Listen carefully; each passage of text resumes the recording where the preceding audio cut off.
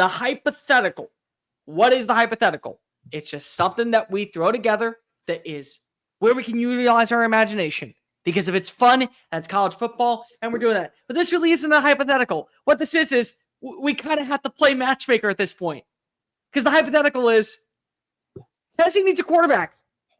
They do. Like, regardless of if you think that Jake Merklinger, whether you think George McIntyre, whether it could be the next 5-star can come on in and lead Tennessee to a national championship, they need a quarterback for 2025. So Dave and I are going to pick the 3 quarterbacks that we would love to see suit up for Tennessee next fall when week 1 rolls around and Syracuse comes to town. There is one caveat. They can't be from the SEC. We got to pick dudes that have either been proven anywhere else or are going to have potential to be up to that same level. That can realistically come, yeah. Yeah. So, Dave, I'll give you the floor first. Am I going 3, all 3 right now, Bear? Go 3, 2, and try to get the guy that you would love to see as much as possible at number 1. That I would love, like, just in general, or who I think is real, who it realistically could be. Either or. Because again, I have a realistic. guy. I'm gonna go random here. Because, again, I talked to a guy, G5 GM today. It's gotten mentioned some today that thought Tennessee would go with a heavy hitter. So I'm going to go with some system familiarity with a guy like Josh. Totally forgetting that. What's my guy's name? Oh, my God, I'm totally forgetting. Oh, sorry. Sawyer Robertson. That's who I'm going to go roll with. From Baylor. He fits the kind of the Jeff Lebby. He's been with Jeff Lebby before. Jeff Lebby comes from kind of he was with Josh Heupel at UCF.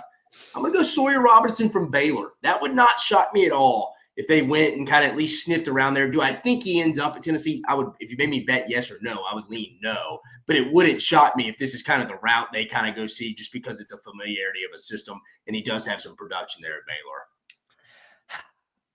I think for me, number 3 on my list. And the reason I throw him at number 3 is because he was really fun to watch at the FCS level. So I'm going deep down. I think Western Kentucky's Maverick McIver would be a really interesting find for this spread offense that loves to go ahead and uncork it. When you look at his numbers last season at ACU, over 3,800 passing yards, 30 touchdowns, 7 interceptions.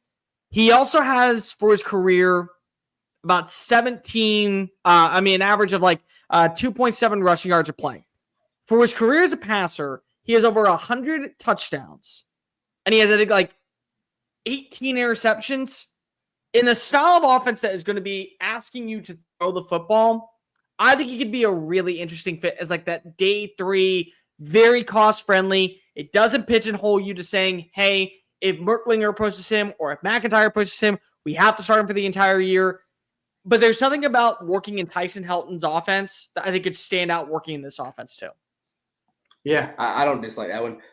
Next, I'm going to go Sam Leavitt. Just because I've heard his name tossed around for a lot of teams. The Arizona State quarterback led them to a Big 12 title game. I don't know if he'll leave. I've heard Georgia's interested in this. His name has came up in every conversation I've had with people that work within college football in the SEC, that, hey, if teams go sniff around for a quarterback in the spring that is currently a starter in another program, remember, it has to be outside the SEC. You can't have SEC inter-league transferring after the winter portal, so it can't happen in the spring. I'm going to go Sam Leavitt here. I think this would be a good get for Tennessee. This would totally raise the ceiling back to where I think Tennessee could be if they were to get this year. So really my number 1 pick, I'm not going to say it yet, let you go back. My number 1 pick will be who I think it can realistically kind of be. But number 2, I'll go Sam Leavitt. I think Sam Leavitt's much more real than Sawyer Robertson. I actually think Sawyer Robertson would be a good pickup. I just was kind of going back to the Levy connection, same system, them going back there. But I'll go Leavitt from Arizona State at number 2.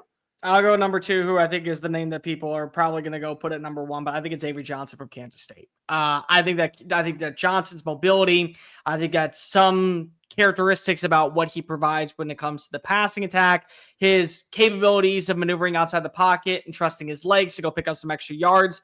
That's somebody who I have a lot of hope for that could transition to this offense and be a really good kind of chain mover. Whether or not that he ends up being this guy that throws for 4,000 yards and leads Tennessee to a national championship, that's neither here nor there.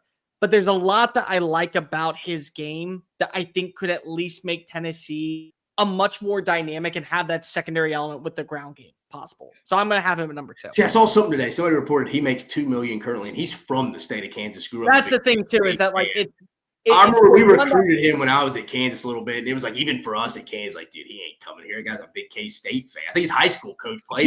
He was very K-State, pro K-State. Yeah, and he already makes $2 million. I'd be a little. Tennessee would definitely take that kid for sure. Yeah.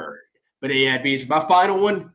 This is the one I think it could be the kind of the come compete for a job type of guy, Bear. It's because Josh Heupel signed him earlier in his career. Signed him at UCF. When I got to UCF, we inherited him. We started some games. Mikey Keene transferred from UCF. Him and Gus did not get along. He didn't really fit Gus's system. Makes sense. That's why Josh Heupel signed him when we got there. Then he went to go take the job at Tennessee, transferred to Fresno State, is currently now at Michigan.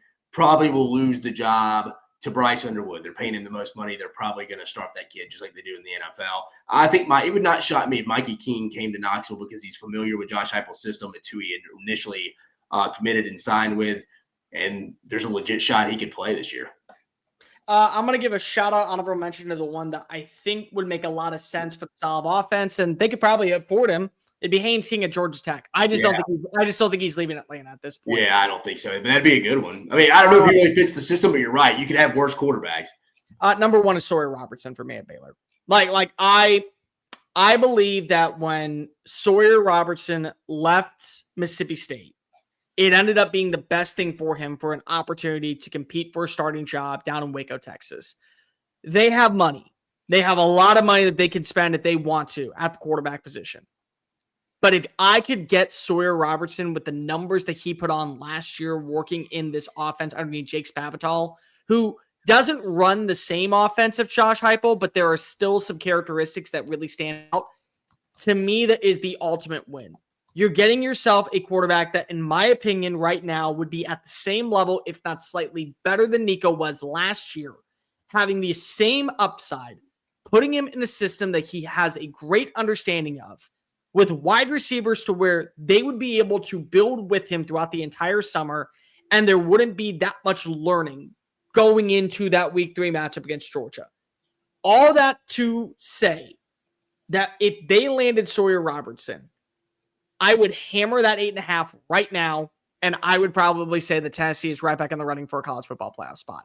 I think that from a scheme fit and from a reality fit of swinging big, that is the quarterback you have to go after. And now, that would be the one quarterbacks out of the 6 we said.